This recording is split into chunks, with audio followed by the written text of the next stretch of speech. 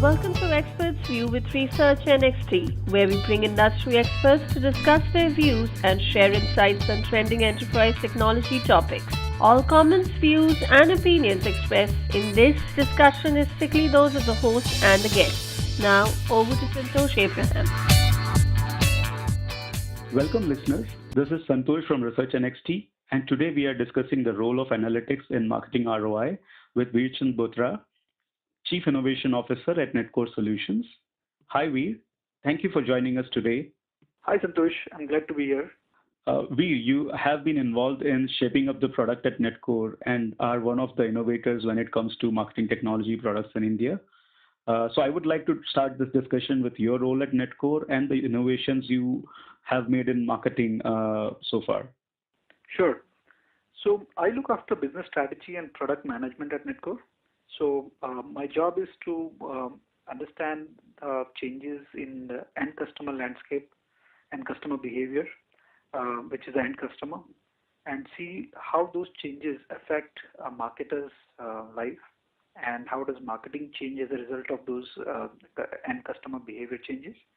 Incorporate that into a new product development that we have at Netcore, and overall guide Netcore's business strategy based around, because Netcore is a product company, so product management is key to the business strategy. So that's what I do on a day-to-day basis at Netcore. Okay, and prior to Netcore, if you could share some of your background and what you have done before in the same space. So I've been in the internet and mobile industry for about 19 years now. And wow.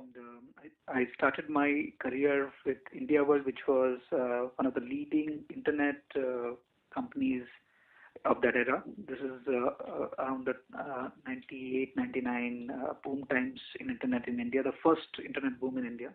And that company was, again run by Rajesh Jain. It was founded by Rajesh Jain. It was the first one to launch internet portals in India. And it got sold off to Sifi, and which was one of the largest internet deal at that time. So that was my first experience of the internet industry in India, and it was a great experience at that time. And thereafter, I moved with Rajesh into his new company, which was Netcore. And we did, and I was handling the emerging technologies technology group at Netcore, which meant basically what are the new emerging technologies that are coming about, and what can Netcore do in those areas. So we tried, our bit in various spaces, including content management systems and blogs. We created one of the earliest blogs portal in the world. Circa 2002, which was called as Blog Street, and but it was too early, for a space in India. 2002 is when we started blogging. I had one of the earliest blogs in the country at that time, personally, called as Knowledge El Dorado. So that was, the emerging technologies group. Out of that group came our mobility business, where we, identified that mobility is one of the up-and-coming areas in the country. This is about 2006 or so, and we created a mobility business, from that, and then I started, the entrepreneur bug with me. So for about 3 years, I was running a company in now what we call as a marketing technology space, the MarTech space. Okay. It was a company which provided a product for brands to handle incoming responses from customers. So and it was cross-channel, multi-channel response management from customers. So whether it is a response coming in through the SMS channel or email or voice or a web form. There was one product to handle all that response, and that is what I did for about 3 years before Netcore acquired that company. And for the last about 3 years is where I've been working in the marketing automation space. And this is the journey for us has been that Netcore as a company is known in India as one of its kind's largest messaging companies. And in India, SMS is the biggest channel. So of course, Netcore has multi-billion messaging business, multi-billion messages that we deliver in a month. Oh. And then we are also known as for our email gateway service. Again, multiple billion SMSs per month is what we deliver. Mm-hmm. And then we have our own voice gateway. So if a organization wants to send out automated voice calls or receive voice calls on an IVRS system for the marketing purpose, we provide hosted solutions around that. So we have been known in the country for our email, SMS, and voice gateway service, as they are called. And we are the only company which does all the three channels with in-house infrastructure at that scale. So that is what Netcore is known for and has been known for, and it is present across enterprises in that area, across large enterprises in that area. And about 3 years back, what we realized was that as our brands and as companies use us for bulk messaging, for mass messaging, what we realized was that there's a change in the market trend. Mm-hmm. So the change was that the end customer, and as I said, most of our insights come from changes by observing behavioral changes in the end customer. So what we realized was that as the adoption of smartphone was increasing, previously on the mobile phone, on a feature phone, SMS and a voice were the only channels of communication. But what was happening was, because the cost of a digital message is so low, that the number of messages that a customer was receiving was going beyond a point of tolerance for him, which he could really process. So number of SMSs in his inbox, SMS inbox were increasing. Number of automated voice calls he was receiving was starting to increase. Then because of smartphone adoption, email became a de facto mobile channel, because with every Android phone, you would get a Gmail inbox. So email adoption started to explode. But then the number of emails that a person would receive again started to increase. Because as I said, the cost of a digital message is so low that a lot of brands started using these push channels to reach out to their customers. So as a result, what was happening was that whether it is the SMS inbox or the email inbox, they were getting inundated with messages, information overload, as you may call it, and people were starting to ignore messages which were not relevant to them, because there was no time to even process messages which are relevant to them.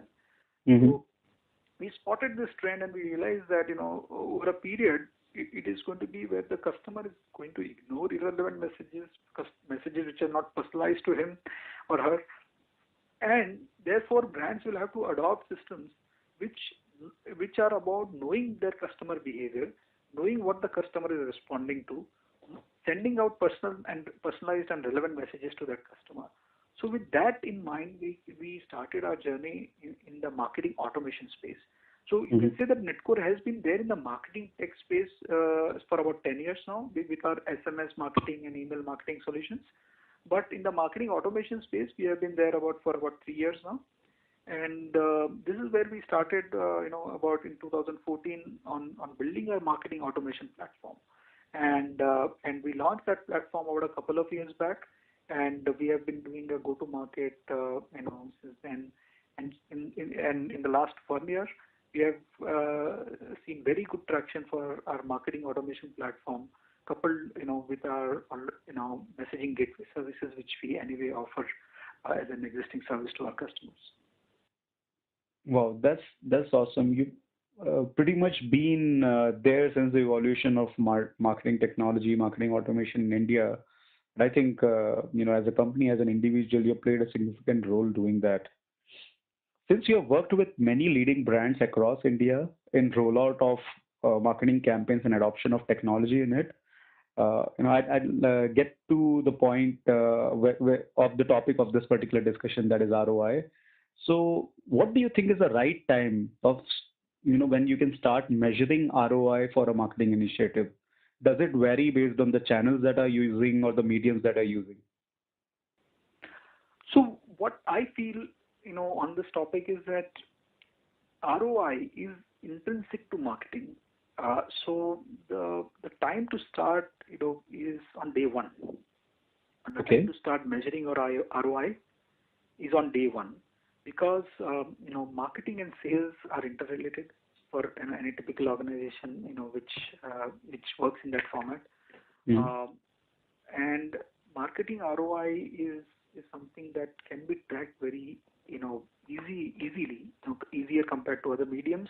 So digital mediums allow you to track ROI in an easier way than, let's say, the traditional medium would allow you to. So since it is possible to track ROI, marketing ROI on digital channels, and also because ROI would mean that you are able to measuring your ROI would mean that you are able to identify what's working for you and what's not. You are able to then spend more on what's working for you. So I think it is very important that a brand starts measuring ROI from day one. So that has to be incorporated into his marketing technology and digital marketing strategy from day one is what I feel. Great. So that's probably maybe the right way to start. Most of the people that we spoke to are saying that you have to take baby steps and then you have to start measuring it from day one. And I hear the same from you. But are there... a very important point. Sorry, I just want to... Sure, Veer. Yes. And I think you make a very important point, which is about taking baby steps. So measuring ROI doesn't mean that, if you start from day one, that you will be able to measure the ROI end to end on day one. But if the plan and the strategy and the approach is to measure ROI from day one, you'll be able to start small. You'll be able to say, okay, this is measurable right now. This is what I can. This is something that I can attribute performance to. You can start with that and then keep on building. So that is very important when you take ROI approach, measuring ROI approach to digital marketing. You start small. Yeah, that leads to my next point that I wanted to ask you. In terms of, are there any best practices that you would like to recommend to the listeners in terms of how they should go about defining ROI measurement? So among best practices when we talk about ROI measurement, we first ask the client to really start measuring engagement. So ROI measurement is the final measurement or a metric. But before that, it is about measuring engagement so that you are able to do justice to ROI measurement. I'll explain what it means. So there are different channels that are available as we discussed: email, SMS, voice, among push channels, browser notifications, app notifications. Then there is on-site messaging. Then there are paid channels on which you are advertising. Now, if you have to measure ROI, for what first we have to realize is that the customer's engagement on different channels has different weightages. So let's take email, for example. You can say that, okay, I have done such and such so many email campaigns, and what is the ROI of that email campaign? Now, yes, you can say that, okay, through these email campaigns, I generated so many leads. That's a clear metric in ROI measurement that is there. But as a best practice, what we recommend to the customers, you have to understand email as a channel by itself. And you have to put weightages on customers' engagement and interaction on that channel and through that channel. And therefore, you have to take that into consideration while passing that lead to the sales channel. If you do that, what is typically called as lead scoring, if you do proper lead scoring, then maybe the conversions of the sales channels will be better, and therefore the ROI will be better. And therefore your measurement or ROI then justifies the overall spend. Because if you don't do a lead scoring based on engagement that the customer is doing and proper attribution, then the ROI calculation is not correct. So as an example, on the email channel, a customer opening an email also is a good level of engagement because he's already filtered the subject and has decided to open. Unlike an SMS, because SMS is delivered and the customer just reads it. There's no filter. Right. In an email case, there is a filter of reading the subject line and deciding to open or not open. So that you can give it some weightage that, okay, open means I'll give it some engagement score. A click is even better because he has read through a rich content. There is no 160 characters like SMS, and he clicks to get more idea. No, here he has read what is available. There is an image. There could be an image. There is a full page text that is available. After reading all of that, he decides to click. That means he's already well informed about the product, or the offer, and he's decided to click. That again should be accorded much more weightage. That click that he's doing. After that, if he comes to the website and spends 5 minutes, 10 minutes, he browses various other pages on the microsite.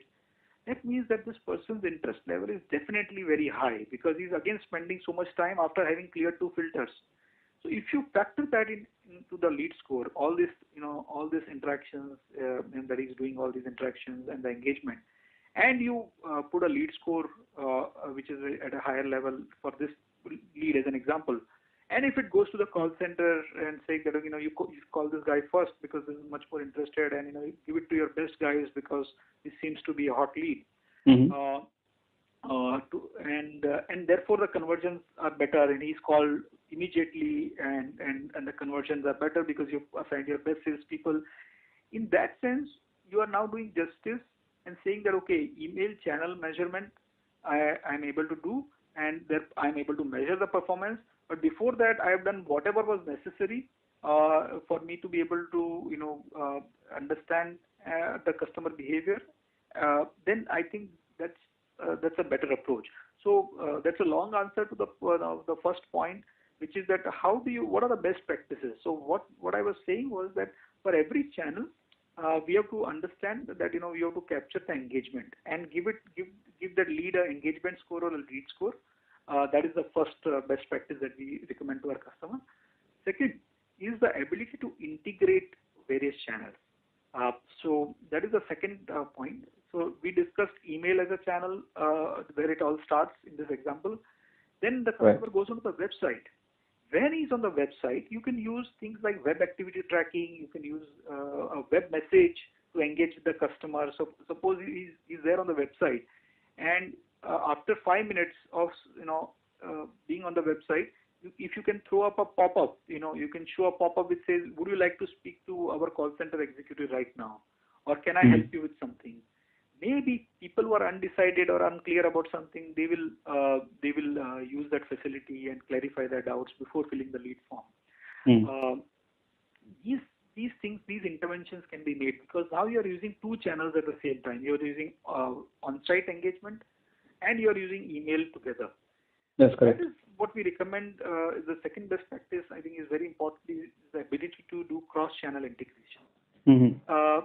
The third thing that we recommend our clients is being able to do proper attribution.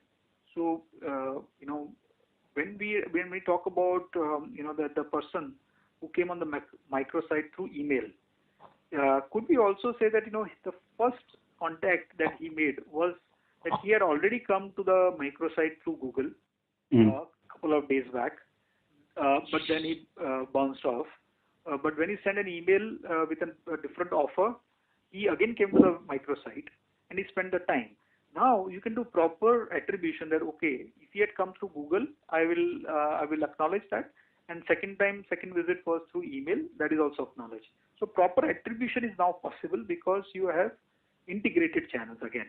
You are able to identify the same visitor who had come through Google and now who has come through email. So that is only possible because of the second point we discussed. That is integration between channels. So these are the 3 best practices that we recommend: the proper attribution, proper integration between channels, and making sure that you are not losing out on engagement data that is available to you to score leads and score the customers accordingly. So these 3 are there, and over and above that, and I think we can discuss this in due course today, about what are the analytics that are available, right? Yes. That. So that will come to, but these are the 3 best practices that we talk about generally with our customers around ROI measurement. Absolutely. In fact, that's going to be the part that I wanted to discuss. Since you mentioned, I see that a lot of insights are getting generated, and of course now you want to analyze it. So how is analytics working here? specifically when it comes to marketing automation, and then what all different type of analytics are available? I think that's a great question, because marketers need to understand that the first and foremost, thing that we talk about when we talk about analytics is data, without which you can't do any analysis. Right. So the best part is that if you use a marketing automation solution, you are able to access data that was otherwise, either siloed or not readily accessible. For example, what is the customer doing with the emails? Is he opening? Is he clicking? What is the customer doing on SMS? Is he clicking on the link in the SMS and giving a missed call, or sending a message on a long code, short code through a response? So there are these. What is the customer doing on the website? This is another example. Now, this data was previously either unavailable to the marketers or it was siloed, so it was not readily accessible, for example. So if you use a marketing automation solution and a multi-channel, integrated marketing automation solution, you will have all the data available to you. And on top of that, because it is an integrated cross-channel marketing automation solution, you have the data available in a unified view, what is called as a unified view of the customer. That unified view, or one view, or single view, whatever you call it, that is the basis on which true analytics can happen. So let me give you an example. If you have data which tells you that what is the customer doing on the website, that data is providing intent information. If a customer is on, let's say, stockbroking website, if the customer is browsing equity mutual funds, you know that. If the customer is spending more time on debt mutual funds, you know that. Now that information is intent information, which is not explicitly available otherwise. And you can capture that and pass that on to your sales team or your inside sales team, and they can have a conversation accordingly. So this data which is available to the marketers, this digital data or digital footprint as it is called, is the basis on which analytics will happen. And once the data is available, the second step is to have a unified view. On top of the unified view is what you build analytics on. So what are the different types of analytics? So, we can divide analytics into multiple level of analysis. So first, level of analysis is basic reports. How many emails are opened? So these are all, like you can analyze what is the engagement with the communication that you're sending. So email open rate, click rate, on the day, best day of the week on which emails are being opened, best time slot on a day on which emails are being opened, and all of that you can analyze. So that's the basic reports and basic engagement analytics, as they are called. So that is the first level of analysis. Then comes the next level of analysis, where you are trying to get better insight into what's happening. So, for example, if you have analysis which tells you that this source is working better for you, the source of marketing, whether it's Google or email or SMS campaigns, they are giving you better visitors in terms of these visitors are not bouncing off. So the bounce rate through an email campaign is lower than, let's say, the bounce rate through a Google campaign. So you would know that. Being able to analyze what or have an insight on what kind of quality these campaigns are resulting in. So that is the second level of analysis. Then comes deeper analysis. So what we call as there are these different types of analytics that are available, right? Readily to the marketers now. Through these marketing automation tools and other cloud-based analytics services are a simple thing like a funnel analysis. Funnel analysis is very useful when you have a customer journey and there are drop points on that journey. So an example is you did a Facebook custom audience campaign. Customers came through Facebook onto your microsite. So out of 100 clicks that were there, 60% of the people bounced off. They did not go beyond the landing page on the microsite. After that, 40% people went to the lead form, and then they bounced from that lead form. Let's say, out of the remaining 40%, I'm talking about certain percentage bouncing off there. And then people would fill up the lead form. After that, people will be contacted by inside sales. Now, in this, there is a journey and there are drop points. And if you would like to analyze where people are dropping off the most, you may be able to get an insight on why people are dropping. What do you need to change at that point? Maybe the content is not good. Maybe the offer is needs to be reworded. Maybe the lead form has too many fields. So, should I try changing that? So you can experiment. So funnel analytics is the first tool that is available to marketer when there is a journey and you need to optimize that customer journey. That is one type of analytics. Then there is attribution analysis. Again, attribution analysis is very important because there are multitudes of channels that are available, and you need to make sure that you are able to attribute a particular channel which is working for you. So then that again is available to customers. And then there is cohort analysis. So you would like to know that, okay, for this segment of customers, this is what is working, and this is my best customer segment. So these are the three types of analytics that are available to customers readily. You don't need to buy an expensive BI tool or an analytics tool or a visualization tool to be able to do that. These analyses typically come with a marketing automation software, and they are very powerful, for the marketer to analyze. Beyond this, these are available right in the tool itself, in your campaign management and marketing automation platform. Beyond this is something where a marketer would go deeper, and you can use a tool like R, which is typically used by an analyst in-house or in an agency for the customer. And you can use a tool like R to do propensity analysis and other stuff. So that is the next level of analysis. Segmentation and micro segmentation. All this can be done through human analysis using a tool like R. Beyond that is where we would go into the field of machine learning and AI and predictive. These are four types of analytics that are available to the marketer. I can summarize that. First is basic reporting and engagement analytics.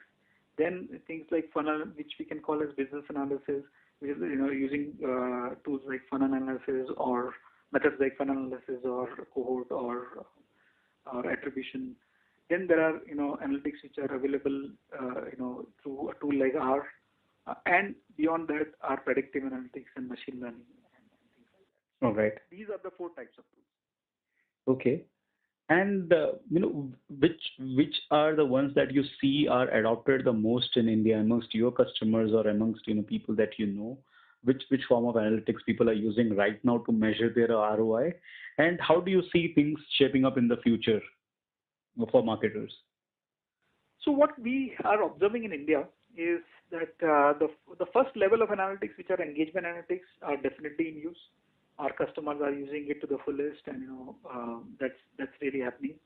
But the next level of analytics is where we are seeing traction now, where customers are going into deeper analytics on what's working for them, and doing using a funnel analytics tool or attribution analysis. In case of apps, there are uninstall analytics. So these kind of second level of analytics is what we are seeing a good adoption of, because they are available in your campaign management tool or marketing automation tool. Beyond that, when we go into things like R and using R for a deeper level of analysis through an analyst, we see that the BFSI sector and large companies in that sector, they are using that, but it is not that widespread among all the verticals that we see in our customers. And as far as predictive is concerned, I think very few clients are really getting into that domain right now. Although it is a buzzword and people like to talk about it, but we see that a little further down the horizon, and maybe it will pick up in about a year or so. that's bound to happen. But recommendations or predictive, and machine learning based analytics are still a little farther away. Great. That's really insightful because I think that also sets the roadmap in terms of what is the basic analytics you need even before you start implementing a marketing automation tool or start measuring. These are the basic level of analytics that are required, and of course you can upgrade as things go in future. So that was a great point you made. You've been an expert in product development, and you're also the sponsor of this report. What do you expect? What insights are you expecting from this report to come? So, Santosh, I think this is a very important report in terms of it. It is about the things as they are in the Indian market. We generally tend to think that the US market is about 2 to 3 years ahead of India. What we have seen that in the last year or so, we are seeing very good adoption. At least awareness is already there. You don't need to do a concept sell anymore about marketing automation and marketing analytics. So that awareness is already there. It is about, I think we are at a stage where we are, the market is trying to figure out what's the best way to start. Where can we show an early win? Where can we show ROI of marketing automation and analytics? So that is where we are. So what you would like to understand through this report is the mind of a marketer in terms of how is he looking at things which is already convinced about. So there's no convincing that is needed. So how is he looking at marketing automation and analytics? What are the hurdles he thinks that are there in the adoption of these things? Is there a talent gap? Is there a training gap? Any other challenges that the customer is, that the marketer is facing? Also, on top of mind of a marketer, what are the top concerns? Does he think that all the promise is very high, but will it be able to deliver? Will it work for me? ROI. So we would like to understand where the marketer is and what are his concerns and how does he think that it will evolve. So we would like to hear from the marketer. Absolutely, and I hear the same voice as you say, because while I was discussing with market leaders and while people who participate in the survey, we have more than 70 business leaders across India who have participated, and all of them really want to know how their peers are adopting marketing automation, what are the challenges, what are the best practices, and that's what all this report is about. So we'll definitely include these points. And thanks a lot, Veer. Thanks for participating in this discussion and sharing valuable insights with us. I hope to hear more from you in near future and your contribution to this report. So thanks for being a part of this discussion, Veer. My pleasure. My pleasure. Okay. Thanks.